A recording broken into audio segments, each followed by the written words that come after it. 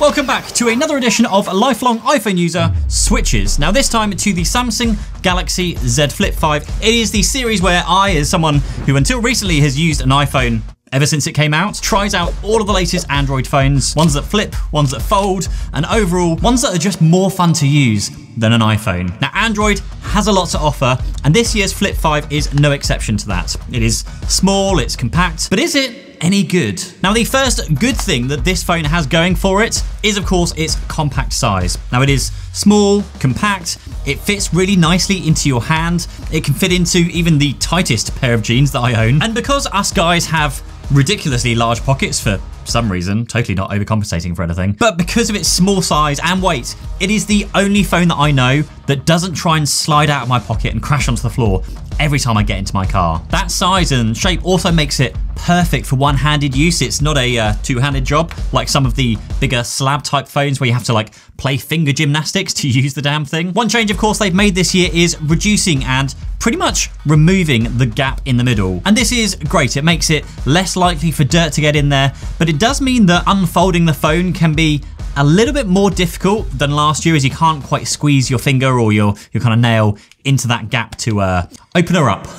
And of course the satisfaction that comes from hanging up a call by closing the phone and hearing that snap, priceless. And also another impressive design observation that survived through the Flip 3, the Flip 4, is that the hinge doesn't pinch your skin even if you try to. Like even if you really try, even if you're like hairy like me, you just can't pinch anything. It's actually quite impressive.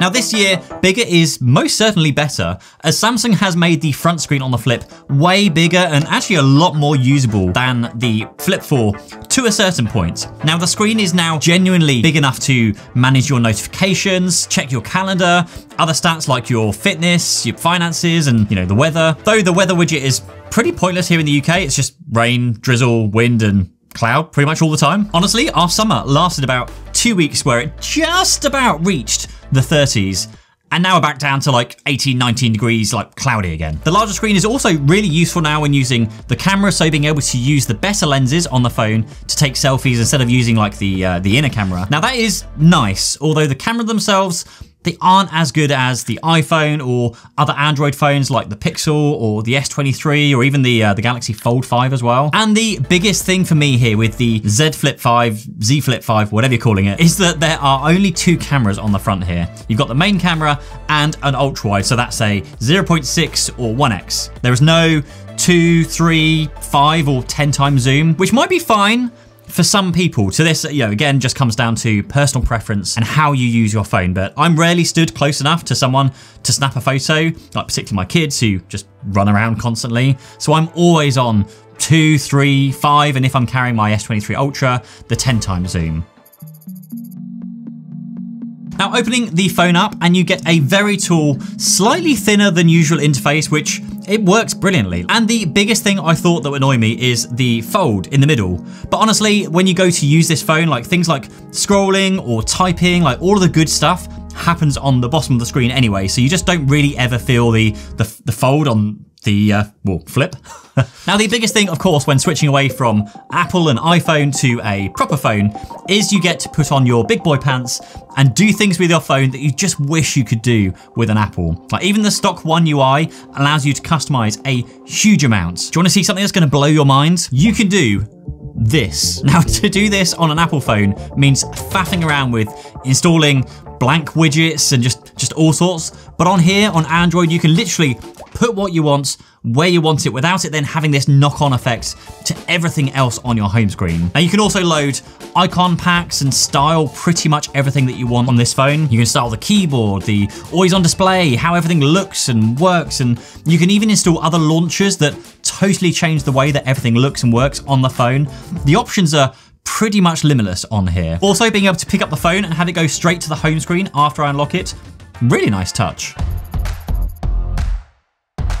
Now you also do get multitasking on Android where you can just drag and drop apps to run them side by side, which is great if you need to copy things from one place to another or send messages whilst watching a video. But what about all of the Apple problems? The ecosystem, the apps, FaceTime, what do you do? Now for the last few years or so, I've been signed up to an app called Beeper, which lets you send and receive iMessages across all devices, like including Android phones. Now, one thing you need to do is make sure that you set your default send and receive to your email address on your iPhone rather than your phone number. Otherwise, as soon as you move your SIM card across, iMessage will stop working because it's tied to your phone number by default. So just be aware of that. But Beeper also centralizes all of my chats from literally everything into a single app, from Slack, Discord, Twitter, or X, Instagram, Facebook, like everything in one place. So there is no more opening a gazillion apps trying to remember which group of friends using a use a certain app. Photos is a pretty easy fix. Just use Google Photos,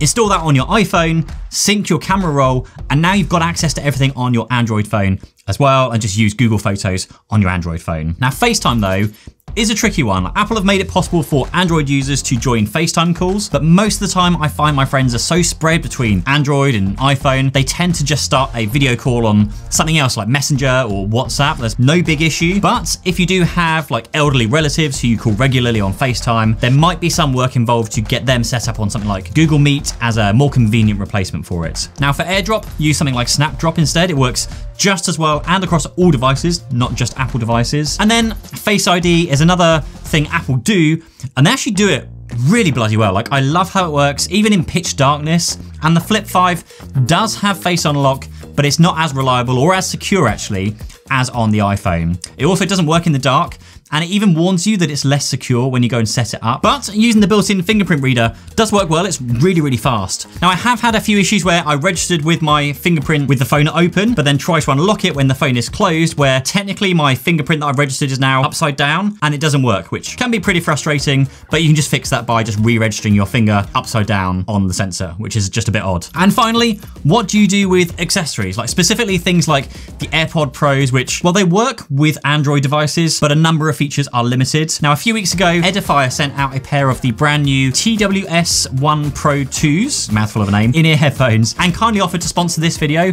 And for the price, these things are phenomenal. Now, like many earbuds, they have all of the usual features. Got ANC, in-ear detection to automatically stop when you take them out. They are IP54 certified, and they offer low latency when playing games. They have 4 hours with ANC on and 16 hours with the case. They're also Bluetooth 5.3, and you can customize these to your needs using the Edifier app. Now, all of this, which is just a crazy low price considering the audio quality you get. Now, if that sounds like a steal, then you can pick up a penguin by following the link in the description below, or just pause this video, grab your phone and scan this QR code on screen. Onto battery life and performance. Now, battery and performance on the Flip 5, also really good. Now, I don't typically do benchmark tests, and some days I'm just so busy that I rarely touch the phone, but others I'll use it constantly. But I'm easily getting to the end of the day without needing to charge this. And for a flip phone, that's actually quite impressive given the size of it. Now, in fact, on 2 days where I was really busy with work, I got to day 2 and at lunchtime still had over 50% of battery life left. So this phone is great when it comes to battery life. It's great when it comes to standby battery life as well. What are we on now? We're on, oh, there we go, 47%. And this is day 2 and we're at, what, 10:47 in the morning. Stellar battery performance. And of course, with the Snapdragon 8 Gen 2, it absolutely flies in terms of performance. I'm yet to find a phone that doesn't fly with this chipset in it. Now, it easily matches the performance of an iPhone. No slowdowns, no bugs, no issues. Pretty much the same experience again I've seen with all Android phones that run the Snapdragon 8 Gen 2 chip. Now, one thing I did spot in the last video that's still an issue today though, is that pop-up notifications are disabled by default in some apps for some reason. So your phone will buzz without you actually really knowing what or why. So you can go into notifications, app notifications, tap one of the options here, and now you can enable the show as pop-up to get your notifications to actually pop up on the screen like they do on an iPhone, like they've done on lots of other Android phones I've used. But for some reason, again, just worth checking this if you're switching over from iPhone to Android. So if you are into flippable phones over foldable phones, the Flip 5 is a really, really good one. But there are a few issues I've experienced that you should be aware of. Now, firstly, like I mentioned, the fingerprint sensor hasn't worked for me when the phone was folded because it's upside down to the way I originally scanned my fingerprint sensor. So you just need to enroll that finger twice. Also, because of the form factor, things like wireless charging, contactless payments, or anything with an NFC chip like these security keys that I use as well, is all housed in the bottom part of the phone. So when paying, you need to present like the bottom of your phone to pay, which is a bit odd. And particularly with wireless charging, well, most wireless chargers are designed to charge full-size phones with the coils lined up in the middle.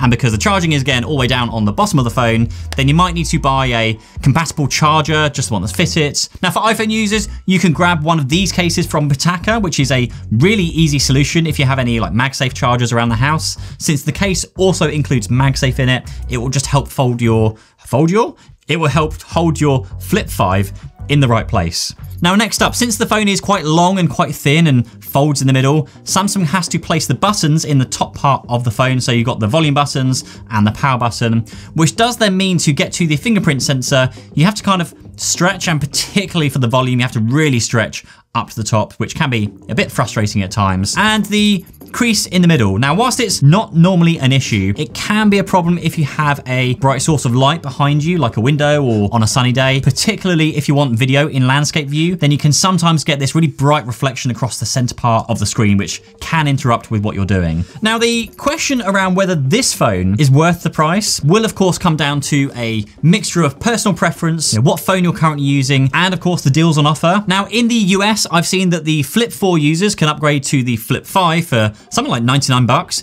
which is absolutely insane. But here in the UK, trading in my Flip 4 still leaves me with around £600 to pay to upgrade, which is pretty steep. So overall, the Flip 5 is a really great phone. And if you're really into your flippable phones over your foldable phones, then I'm sure you won't be disappointed. For me though, I'm really starting to dig foldable phones over flippable phones. And you can check out my reasons as to why here in this video.